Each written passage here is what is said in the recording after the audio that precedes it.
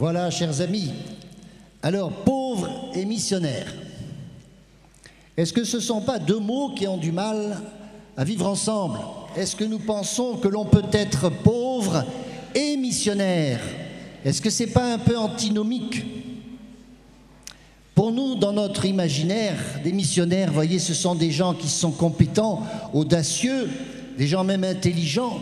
Alors on pense à ces jésuites, vous savez, torturés par les Iroquois et qui ont valu l'évangélisation du Canada, Benoît Joseph. Et puis des pestiférés, alors rejoints par des gens extraordinaires dans les îles lointaines, et puis ces gens-là, ils mouraient de la peste, évidemment. Et puis François Xavier, qui a retourné l'Asie et qui avait comme idéal d'affronter la cour de Chine. Les martyrs crucifiés au Japon, au Vietnam. Voilà, ce sont ça les missionnaires. Oui, il y en a de ce genre-là, mais ils sont un peu exceptionnels. C'est pas ça un missionnaire. C'est un peu comme la sainteté, vous voyez. On a des problèmes avec la sainteté parce que la sainteté, à force de montrer des saints exceptionnels sur des niches un peu perchées, alors nous on dit, ah moi la sainteté, vous comprenez, j'en suis très loin, c'est pas pour moi. Est-ce qu'on fait pas la même chose avec la mission? Ben moi la mission, qu'est-ce que je peux faire? Je suis trop pauvre. On se sent incapable. Parce que des missionnaires, ça a forcément des grâces mystiques, ça a des charismes, ça a des compétences. Alors nous sommes dans cette logique du monde où il faut être compétent et performant. Sinon, vous êtes un rien du tout. S'il vous plaît, laissez passer les autres, ceux qui peuvent. Ce n'est pas de cet ordre-là. Est-ce que les missionnaires sont tous des gens intrépides, intelligents, courageux? Il y a un modèle auquel on pense, c'est Paul. On a cette image de Paul. C'est vrai qu'il s'est baladé un peu partout dans le monde méditerranéen, il a fondé des églises, ça peut laisser cette impression. Pourtant, qui est le patron? Qui est le patron des missions? C'est pas Saint Paul, cette petite jeune fille. Voilà une petite pauvre, beaucoup trop sensible pour être quelquefois courageuse, une orpheline, à moitié malade, très inquiète de son père. Et qu'est-ce qu'elle faisait pour être missionnaire? Je vous le donne en mille. Elle tournait malade dans sa chambre autour de son lit, elle marchait pour des missionnaires. Voilà le modèle de la mission. Ça rejoint bien que nous pouvons être pauvres et missionnaires. Et Bernadette, en voilà une autre. Celle-là, on la connaît bien ici. C'était le balai inutile. Elle aussi très malade, elle meurt à 32 ans, très soucieuse de sa famille. Pourtant, elle est en train de faire un carton à Lourdes. Et il y a ce beau spectacle, allez le voir ce soir ou d'autres jours, ce spectacle sur Bernadette qui commence à toucher beaucoup de cœurs. L'histoire de cette petite pauvre dans une famille très pauvre ici de Lourdes. Voilà comment on peut déjà aborder un peu mieux cette question pour nous-mêmes. Mettons cela de côté. La mission, c'est pour chacun de nous. Il y a Paul. On disait que Paul, c'était quelqu'un de très, très extraordinaire pour avoir fondé tant d'églises. Pourtant, à quel prix? 2 Corinthiens 11. Il dit lui-même, 5 fois j'ai été fouetté, 3 fois battu, 1 fois lapidé, 3 fois j'ai fait naufrage. J'ai connu les dangers des brigands, des rivières, des déserts, les dangers des villes et des mers, les dangers des faux frères. Et puis la fatigue, la faim, la soif, le froid, la nudité. Voilà ce qu'est un missionnaire qui passe par toutes ces formes de pauvreté. Et ce qu'il dit, c'est 2 Corinthiens 6, 9, 10. Si on peut avoir ce verset, il dit « Nous sommes tenus pour des imposteurs ». C'est nous, écoutez bien, nous sommes tenus pour des imposteurs alors que nous avons la vérité. On nous prend pour des gens obscurs d'un autre siècle alors que nous sommes les plus connus. Ça fait 20 siècles que l'on connaît les chrétiens. On nous prend pour des mourants et nous sommes toujours vivants, châtiés sans être morts.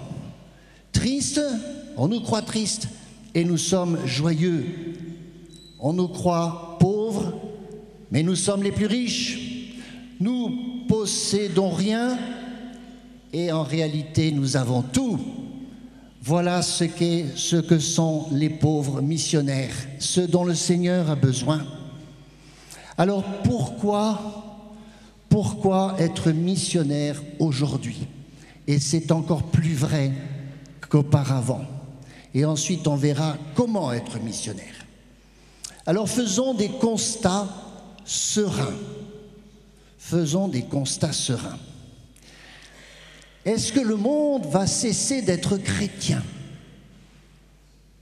Nous nous trouvons quelquefois à nous dire, est-ce que le monde va cesser d'être chrétien? En tout cas, on nous en rabat les oreilles, que le christianisme est en train de mourir. C'est une certitude pour beaucoup des Occidentaux. Tout d'abord, l'a-t-il été vraiment dans les siècles passés? L'a-t-il été tant que ça, du moins? Bien sûr qu'on allait beaucoup dans les églises, on était baptisés, mariés, etc., dans nos pays. Pourtant, peut-être que c'était quelquefois assez formel. En tout cas, il faut l'être chrétien encore et plus encore. Et donc, n'ayons pas cette tentation du rétroviseur. Ah, c'était si bien avant et maintenant c'est une catastrophe puisqu'il n'y a plus que 2,5% de pratiquants en France. Ça ne fait pas beaucoup, mais Dieu ne regarde pas la quantité. Il regarde la qualité. Alors là, c'est autre chose. Il y a au contraire des signes d'espérance. D'abord, les évangéliques, c'est les protestants, mais ils annoncent le nom du Christ. Et ils font un travail extraordinaire comme des Jean-Baptiste. Et les églises évangéliques, c'est des dizaines de pourcents d'augmentation d'année en année. Il y en a dans tous les pays. Voilà une forte progression. Et l'Église catholique elle-même, Vatican publie des statistiques tous les ans. C'est tous les ans, ça monte, ça monte, ça monte. Le nombre de prêtres, de religieux, de baptêmes, etc. dans le monde. C'est vrai que pour nous, l'Occident, c'est autre chose.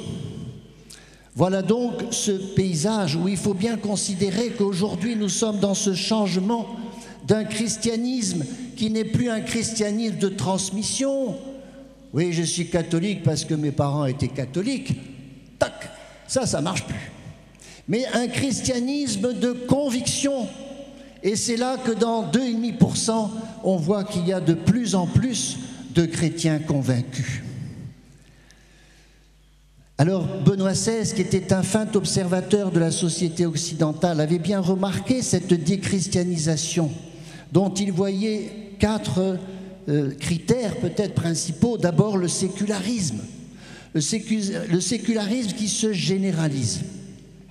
Déjà en 1943, pour les plus anciens, moi je n'étais pas encore né, en 1943, les abbés Gaudin et Daniel avaient sorti un livre qui avait fait une véritable bombe. France, pays de mission. Quelle prophétie! Pays de mission qu'il est plus que jamais, peut-être qu'il a toujours été, même ce pays qu'on appelle la fille aînée de l'Église. Voilà donc aussi comment un livre, comment notre monde a cessé d'être chrétien, anatomie d'un effondrement, peut être une bonne approche pour comprendre simplement ce qui se passe dans notre monde. Nous n'avons pas le droit d'être inintelligents là-dessus. De fait, cet effondrement, il est statistique. Il y avait 90% de baptêmes en 1960. Aujourd'hui, 30%. 80% de communions dites solennelles. Vous savez, dans les années 60, aujourd'hui, 15%. Pour les messes, ceux qui suivent la messe. Alors, ceux qui suivent la messe, dans les statistiques, c'est ceux qui vont de temps en temps à la messe. C'était 25% en 1960, aujourd'hui, 2,5%.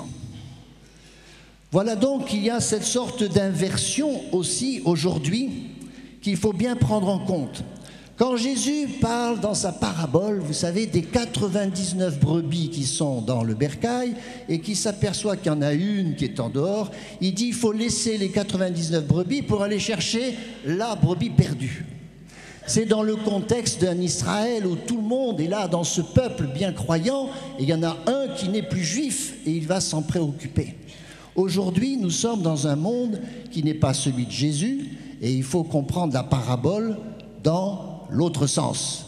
Parce qu'aujourd'hui, c'est une brebis qui est dans le bercail, et il faudrait se soucier peut-être des 99 qui sont à l'extérieur. Voilà où nous en sommes.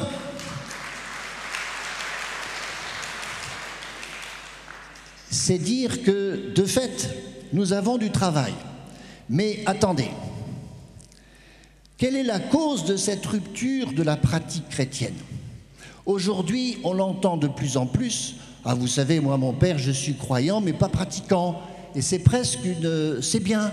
Il vaut mieux être croyant, mais pratiquant quand même, c'est rester à des choses un petit peu dépassées. Voilà. Mais je suis croyant, je suis croyant. Le problème, c'est que moi, je lui dis, moi, je suis parachutiste, mais je ne saute jamais en parachute.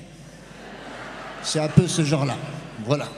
Alors, de fait, cette rupture de la pratique, c'est certainement ce qu'analyse ce livre.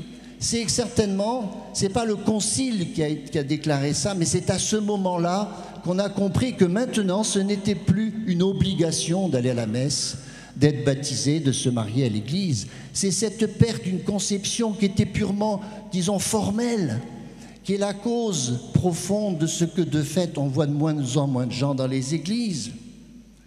Cette fin de la pratique obligatoire, alors qui a été aggravée par mai 68, parce que là, en mai 68, la vérité, ça devient très relatif. Chacun fait sa vérité, toutes les religions se valent. Et puis la liberté, là, la liberté, surtout être libre. La liberté qui est certainement en train de devenir un peu folle, comme aurait dit Chesterton. Voilà donc cette baisse, ce sécularisme qui fait qu'aujourd'hui on vit selon le monde, selon le siècle. Bon, l'évangile, on en a des réminiscences. Deuxième critère relevé par Benoît XVI, c'est le relativisme.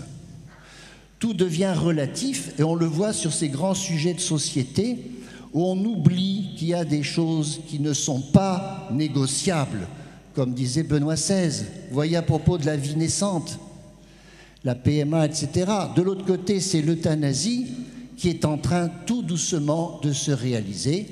Le premier, on peut dire, vraiment très médiatisé, c'est Vincent Lambert. La porte s'ouvre. Et puis, la fidélité conjugale, devenue, tant qu'on l'a, tant mieux, mais puisqu'on peut être fidèle à d'autres femmes, passons d'une fidélité à une autre, c'est une façon de, tout doucement, se préparer à de la polygamie successive. Vous voyez, toutes ces vérités qui sont non négociables parce qu'elles sont des piliers, non seulement pour notre foi, mais même pour la vie du monde et pour la vie de notre société. Le christianisme ne peut pas être light, on n'y peut rien. Le christianisme s'appuie sur cette radicalité de l'évangile. Alors, le troisième critère, c'est l'individualisme. Oui, on est dans cette nouvelle morale où c'est ce que je veux et quand je veux qui doit être la règle de ma vie. C'est je. De temps en temps, si les autres peuvent favoriser cela, c'est intéressant de se tourner vers les autres. Ça veut dire que si je suis homosexuel, je dois avoir la liberté de pratiquer l'homosexualité. Moi, j'ai bien sûr rien contre les homosexuels, mais c'est la pratique de l'homosexualité qui est un véritable plaie. La PMA, on nous enrobe ça avec des quantités de choses, de soi-disant compassion. Mais PMA, au bout du compte, ça aboutit à quoi? PMA, ça veut dire père malheureusement absent. Voilà.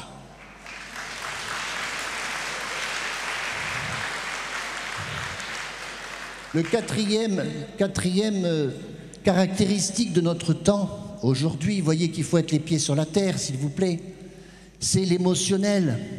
C'est l'émotion, la raison, de temps en temps, peut s'en servir, mais ce qui compte, c'est ce que je ressens, ce que je sens, le primat du plaisir.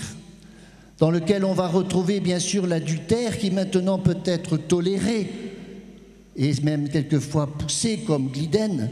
Mythique, ce sont des millions de fans qui font et défont leur union. Et puis aujourd'hui, pour nos contemporains, c'est vrai qu'il y a cette recherche de bonheur qui n'a jamais été aussi vive, mais encore conçue comme le bonheur pour moi. L'individualisme, c'est d'abord le bonheur pour moi. Et ensuite, être en paix avec les autres, le souci de sa propre famille, qui est réel. Mais il n'y a pas autre chose et pas d'autres moyens proposés par notre société que des moyens matériels. Alors que l'homme est spirituel, et parce qu'il est spirituel, je crois qu'il trouvera ce chemin du spirituel.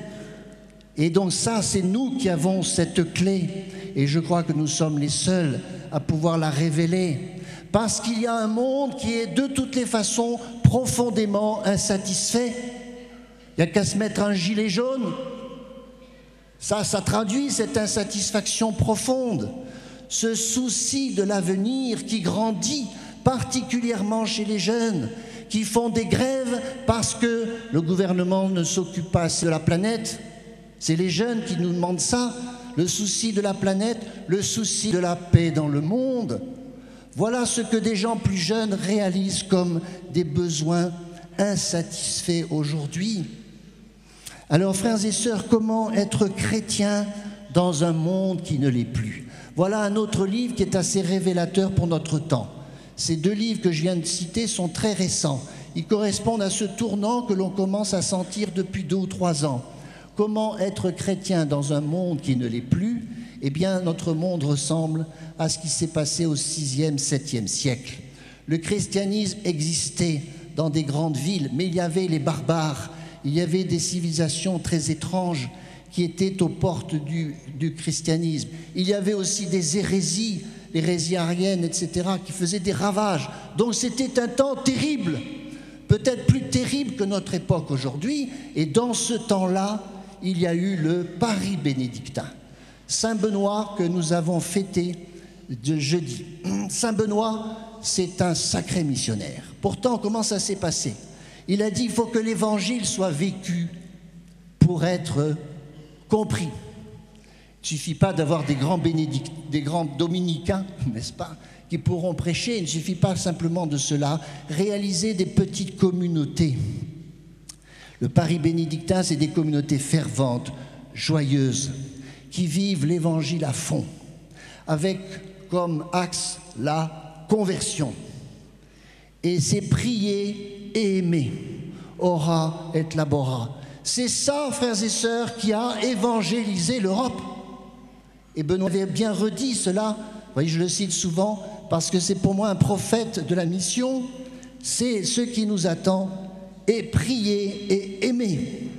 Et le faire, non pas dans des grandes masses, ça c'est le problème du Seigneur, mais avec ceux qui sont avec moi, ceux que je connais. Alors qu'est-ce qu'il nous faut dans un monde comme ça, où on se dit aussi, tiens, il n'y a plus de prêtres. Les prêtres, il y a des diocèses entiers où ça fond.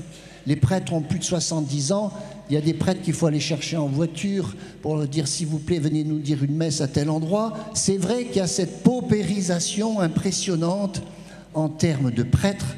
C'est l'angoisse de beaucoup d'évêques, de trouver des prêtres pour satisfaire les besoins de leur peuple.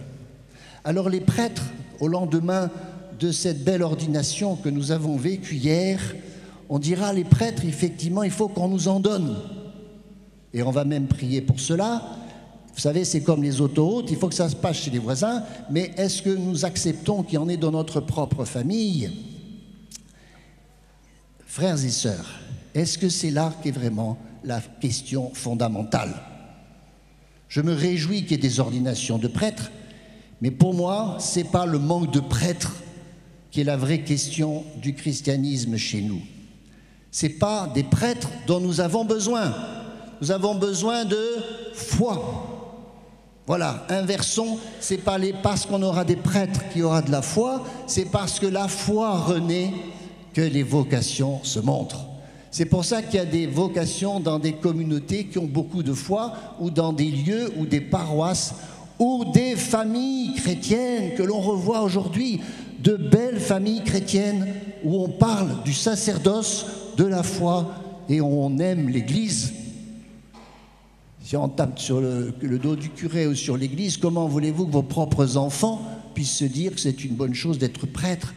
Donc c'est parce que la foi renaît que nous aurons des vocations, et tant mieux si nous en aurons, mais nous avons d'abord besoin d'un renouveau de la foi. Et la foi, ça ne dépend pas des prêtres, ça dépend de toi, ça dépend de toi, ça dépend de nous tous. Dieu a d'abord besoin de chacun de nous.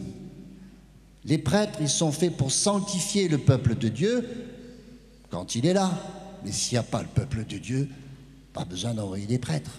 Il faut envoyer par contre des missionnaires. Nous avons besoin de missionnaires. Saint Paul fait remarquer cela. Il dit que les églises s'organisent d'abord avec des évangélistes, ensuite des pasteurs et des prêtres. Ça suit. Mais il faut commencer par le commencement. Seigneur, donne-nous des missionnaires. Beaucoup plus de prêtres? Non, beaucoup plus de missionnaires. Parce que vous voyez, la descente, les statistiques, c'est qu'il y a de moins en moins de prêtres. On en est à 14 000. Les nombres de prêtres est largement suffisant en France pour ceux qui sont des chrétiens pratiquants. On en a beaucoup plus que dans beaucoup de pays d'Afrique. Oui, en France, nous avons encore assez de prêtres, j'ose le dire. À la fin de la Révolution, qui avait été une catacombe pour les prêtres, qui avait été une catastrophe, une catastrophe, c'est ça. Ils étaient plus que 4 000 pour 30 millions de Français. Ça équivaudrait aujourd'hui à 8 500 pour 68 millions de Français. Et nous en avons le double, 14 000. Donc on est en bien meilleur état qu'au début du 19e siècle. Ce sont les pratiquants qui sont en chute libre. Voilà pourquoi le Seigneur, pour l'instant, ne nous donne pas assez de prêtres, parce qu'on n'en a pas assez besoin. Par contre, il embauche. Il nous faut des missionnaires pour cette annonce, l'annonce du royaume, qu'elle soit implicite par l'exemple de chacun, par nos comportements, par nos choix de vie, ou annonce plus explicite quand il s'agit d'ouvrir la bouche, de ne plus rougir, de parler, de défendre le Christ. Et ça devra sans doute nous être demandé de plus en plus. J'ai regardé les témoignages des jeunes prêtres qui ont été ordonnés cette année dans d'ouverts endroits. J'ai relevé ceci. Ces prêtres disent qu'ils ont été remués par les phrases suivantes. Celle de Jean-Paul II. « Si vous devenez ce que vous êtes, vous mettrez le feu au monde. » Vous savez qu'une seule allumette peut mettre le feu à des hectares de pinèdes en Provence. C'est ça notre travail, être une simple allumette. Ces prêtres disaient aussi, ma mission, c'est d'annoncer au monde la bonne nouvelle, une nouvelle qui fait du bien au cœur. Vous voyez, on est dans la rencontre, on n'est pas dans des arguments. Et un autre disait, un homme zélé suffit à transformer tout un peuple. Un seul homme zélé suffit à transporter tout un peuple. Voilà notre situation aujourd'hui, une situation sereine, parce que ça a été pire à d'autres époques, une situation où Rémi Brague signale que c'est notre simple existence qui est un défi pour le monde. On en est là. Il ne s'agit pas de se pousser du coude. Le simple fait d'exister comme chrétien est un défi pour tous ceux qui sont autour de vous. Mais attention, soyez chrétiens. Nous ne sommes pas des ringards, nous ne sommes pas dans un temps dépassé, nous n'avons pas le regard sur le passé. Dieu est mort, disait Nietzsche. Dieu est mort. À la fin de sa vie, il se demandait s'il n'était pas encore vivant. Et Nietzsche, qui était un grand athée, était très tracassé par la question de Dieu. C'est bizarre pour un athée. C'est lui qui a dit, c'est lui qui disait, quand ils auront des têtes de sauvés, je croirai en leur sauveur. Voilà la clé.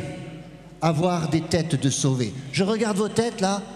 Oh, pop, pop, pop. Elles ne sont pas encore tout à fait. Ça va, à la fin de la messe, ça va être bon. Ça va être un bon. Ayons des têtes de sauvés. Voilà. Alors, qu'est-ce que la mission? En peu de mots. La mission, c'est ce boulot qui nous attend. C'est la vocation de tous les baptisés. Il n'y a pas dans l'Église une catégorie, un ordre des missionnaires. On n'ordonne personne pour être missionnaire. Pourquoi? Parce que tous ceux qui sont baptisés le sont d'entrée de jeu. On ne choisit pas d'être missionnaire, on l'est depuis notre baptême. C'est une vocation de baptisé et particulièrement c'est la vocation des laïcs. Nous ne sommes plus au 19e siècle où on avait mis des prêtres à tout faire. Tout. Catéchisme, la mission, les sacrements, ils faisaient tout. L'enseignement. Ce n'est pas du tout ça, ce qu'a été l'Église au long des siècles. Nous sommes dans ce qu'est l'Église depuis plusieurs siècles. Les laïcs sont là dans le monde et envoyés dans le monde pour cela. Donc Dieu vous envoie dans le monde. On a eu la pastorale de l'enfouissement. Vous vous rappelez de ça? C'était le moment où on n'avait rien à dire. On n'était pas meilleur que les autres. Après tout, il y avait tellement de belles valeurs ailleurs, dans l'islam, le bouddhisme, etc. Donc il fallait plutôt la boucler. C'était la pastorale de l'enfouissement. Après, on a eu la pastorale de la présence. Ah, ça c'est très efficace. La présence à l'autre, ce rapport de personne à personne, ça c'est déjà de l'évangile. C'est comme ça que Jésus fait. La pastorale de la présence qui ensuite a mieux donné ce que l'on voit depuis peu de temps, la pastorale du témoignage. 4e année, cette année, le congrès Mission à Paris qui attire de plus en plus de gens pour cette prise de conscience qui ne suffit pas d'être chrétien peut-être implicitement, mais qu'il faut aussi l'être explicitement à certains moments. Pastorale du témoignage parce qu'il y a à dire au monde notre joie, la simplicité d'être chrétien. C'est pas compliqué. C'est vrai que l'islam est encore plus simple, mais je dirais simpliste, alors que notre foi reste simple. C'est dans cette cohérence entre nos paroles et nos actes que se situe la force du témoignage. Je te dis ça parce que je le vis moi-même. Sinon, c'est zéro. C'est comme tous les hableurs des télévisions, mais nous, c'est parce que nous vivons ce que nous croyons alors que ça prend du sens. Et puis il y a aussi une autre pastorale, c'est celle de la prière.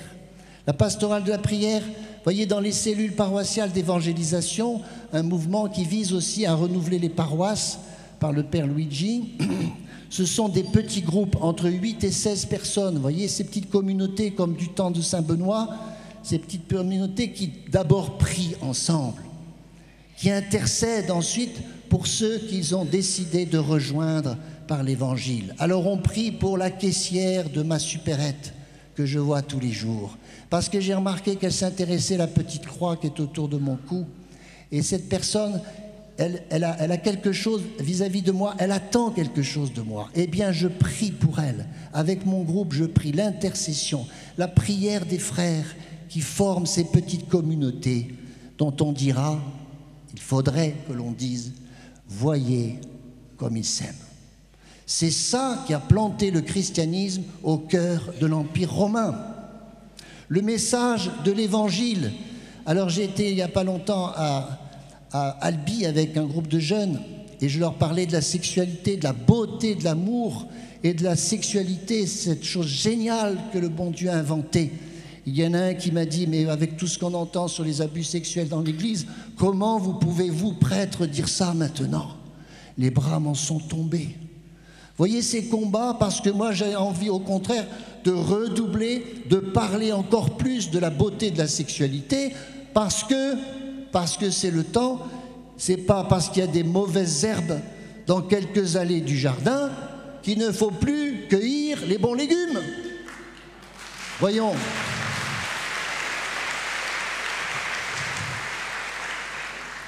Alors nous les cathos, on nous dit trop souvent deux choses, soit vous êtes dans un archaïsme ridicule, soit on nous dit vous êtes dans un idéal inatteignable. Dans les deux cas, vous êtes disqualifiés. C'est pour ça que le monde, en fait, attend de voir que cela est possible. C'est ça qu'il attend. Il y a donc de l'attente. Et pour cela, le Christ nous envoie, non pas parce que nous sommes capables, mais parce que nous sommes cohérents.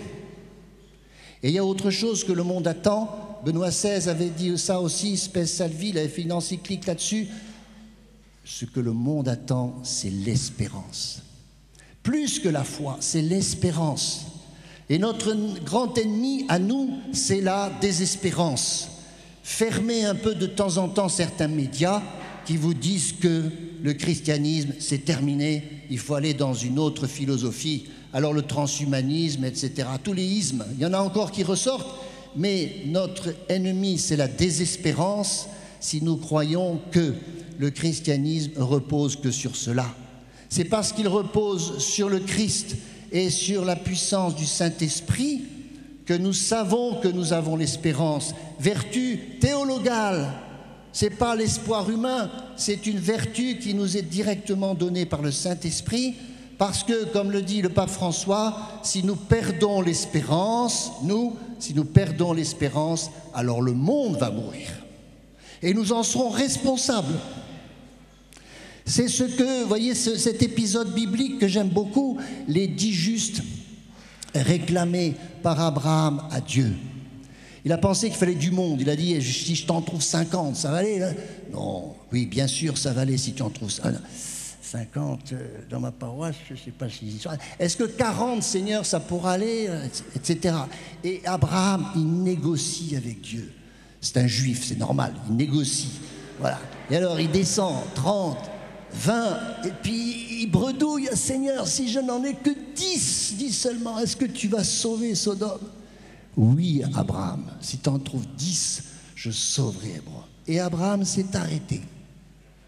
Et c'est parce qu'il s'est arrêté à 10 qu'il ne les a pas trouvés que Sodome a été détruit. En fait, vous savez, ça a été plus bas. Parce qu'en réalité, le monde a été sauvé par combien? Quelle quantité? Quel était le paquet? Un seul. Ça, c'est la grande théologie de saint Paul. Un seul, le Christ, nous a obtenu le salut. C'est ça, l'arithmétique divine.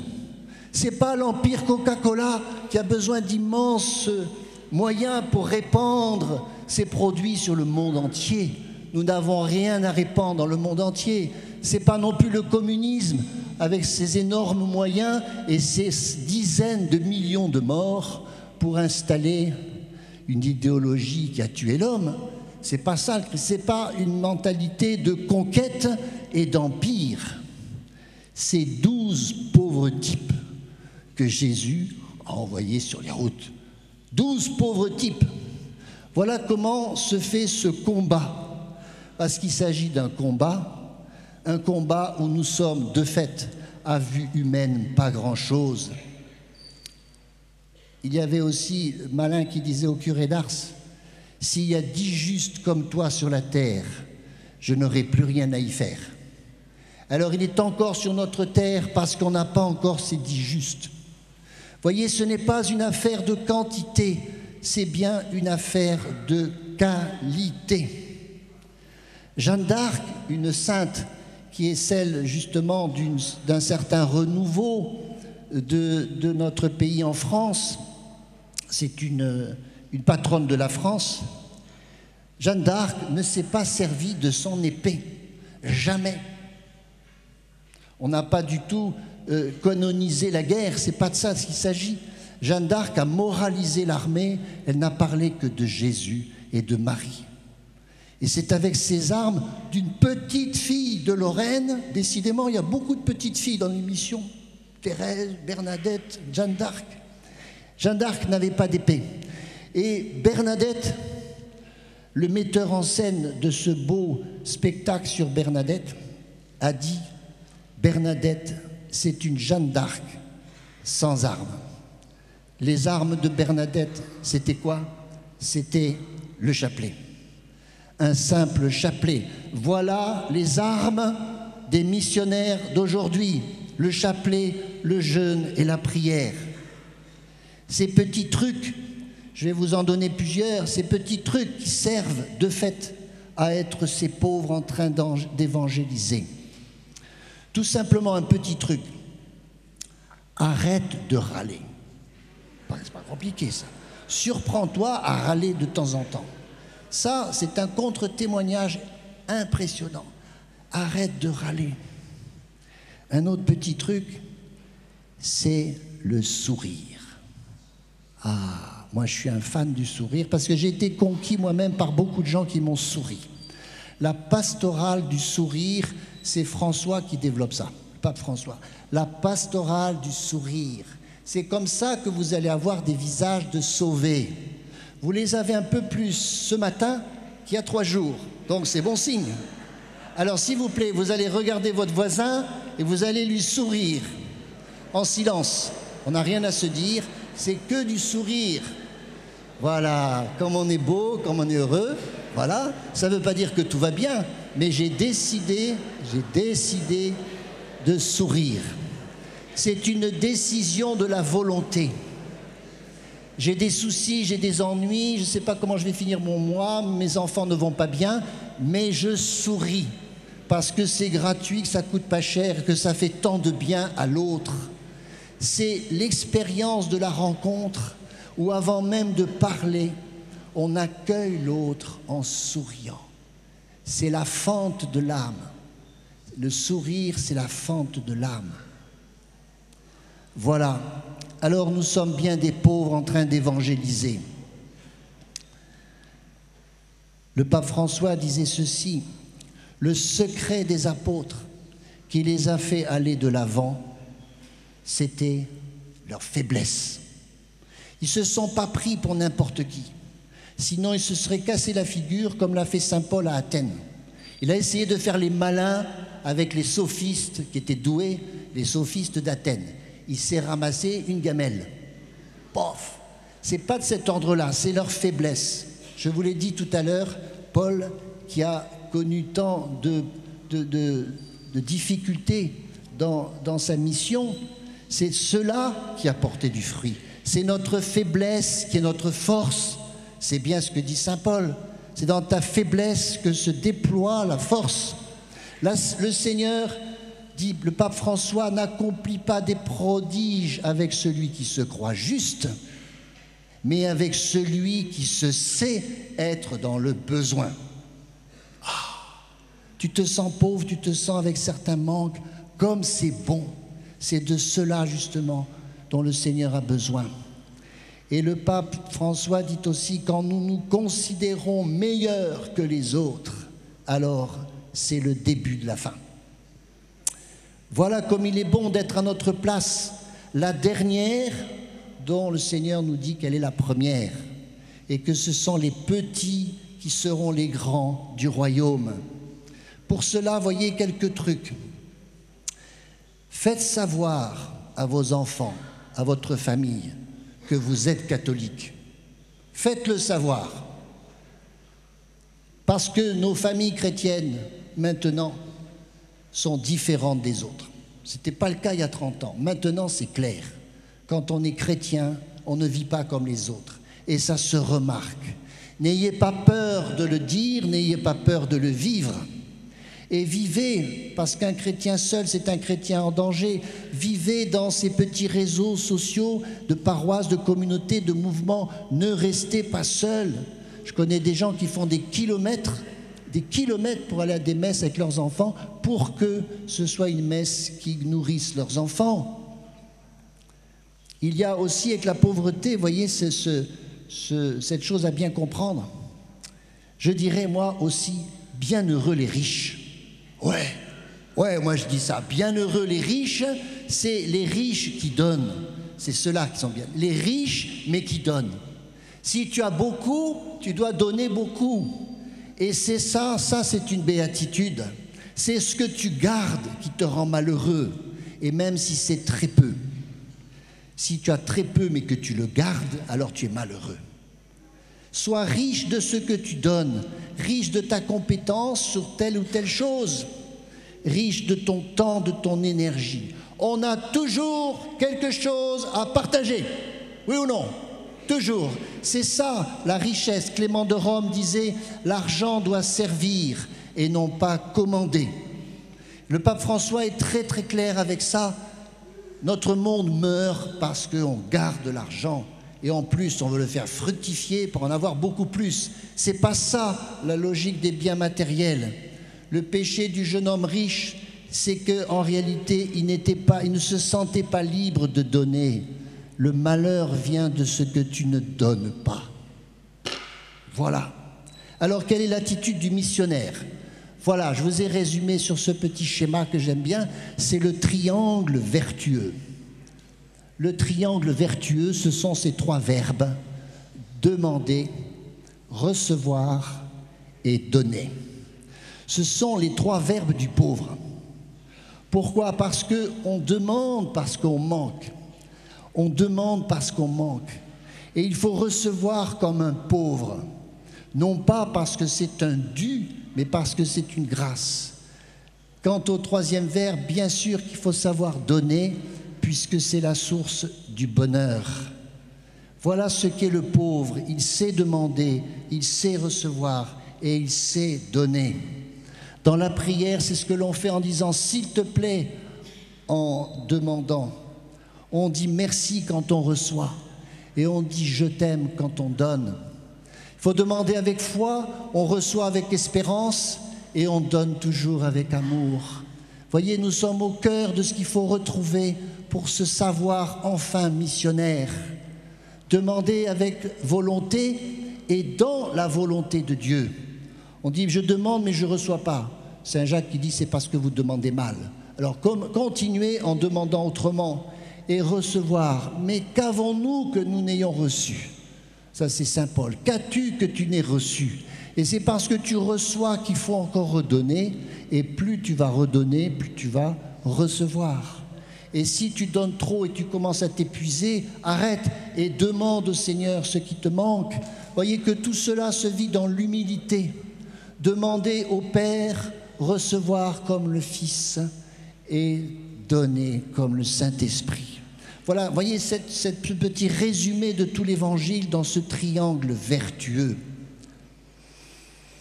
Alors, conclusion. S'il vous plaît, je vous le demande à deux genoux. C'est l'heure, plus que jamais, de devenir chrétiens. Mais des chrétiens convaincus et des chrétiens convaincants. Convaincus parce que c'est être disciple, il s'agit de se mettre à la suite du Christ pour devenir convaincant, c'est-à-dire missionnaire. Frères et sœurs, c'est un honneur d'être appelé. Ce n'est pas un dû, ce n'est pas un hasard. Ça n'existe pas le hasard. C'est un honneur d'être appelé. Nos 4 frères hier, ils ont bien reçu leur appel comme ça. C'est un honneur qu'ils reçoivent d'un autre. Ils n'en retirent aucune satisfaction. L'évangile, c'est difficile, mais c'est simple. C'est Matthieu 5, je vous le répète. C'est pas simplement de dire de ne pas tuer, c'est de ne pas dire du mal, être bienveillant. C'est pas œil pour œil, simplement régler les problèmes comme ça, ce n'est pas se venger, c'est donner au-delà de ce que j'ai reçu. Ce n'est pas aimer vos amis, c'est aimer vos ennemis, parce que là, vous êtes dans l'amour de l'Évangile. Mettons-nous à la suite de Jésus. Un missionnaire, c'est d'abord celui qui suit Jésus. Et pour suivre Jésus, il faut passer de simplement le servir. Dans les paroisses, on voit beaucoup de gens très généreux. Moi, j'étais très saisi de ça. Mais ils ne connaissaient pas vraiment le Christ. Ils ne priaient pas beaucoup.